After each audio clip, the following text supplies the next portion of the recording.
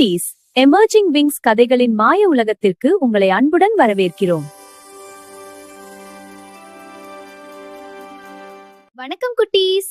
இன்று நான் உங்களுக்கு ஒரு ரொம்ப அழகான கதையை சொல்ல போறேன்.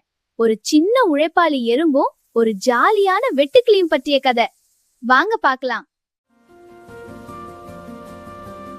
கோடைக்காலம் வந்துருச்சு. இப்ப இருந்தே கொஞ்சம் கொஞ்சமா வேலை செஞ்சு உணவு சேகரிச்சாதான் மழை காலத்துல உபயோகமா இருக்கும். ஒரு தானியம், இன்னொரு தானியம், இப்படி சேமிச்சா போதும், பிறகு கஷ்டம் இருக்காது. ஏன் நண்பா, என்னடா பண்ணிட்டு இருக்க? வா விளையாடலாம். இல்ல நண்பா, இப்போ உழைச்சாதான் மழை காலத்துல நிம்மதியா இருக்க முடியும். அப்படியா?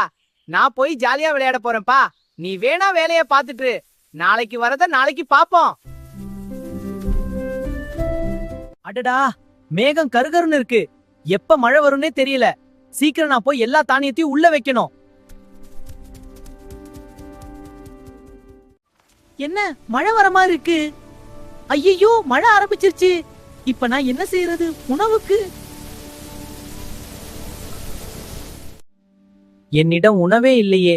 நான் கோடை காலத்தில் சேமிக்கலையே. என் நண்பன் சொன்னதை கேட்கலையே. இப்போ என்ன செய்யணும்னு தெரியலையே. எனக்கு ரொம்ப பசிக்குது. நண்பா, நீ ரொம்ப பசியா இருப்பேன் எனக்கு தெரியும். அதனாலதான் நான் உனக்கு உணவு கொண்டு வந்திருக்கேன். நன்றி நண்பா. நான் கோடை காலத்திலேயே உழைச்சு கொஞ்சம் கொஞ்சமா சேமிச்சதால் தான் இப்போ என்கிட்ட சாப்பாடு இருக்கு. நண்பா, இன்று நாம உழைச்சாதான் நாளைக்கு நிம்மதியா இருக்க முடியும். ஆமா நண்பா, இனிமேல் நானும் உன்ன போல உழைச்சு எதிர்காலத்துக்காக சேமிப்பேன்.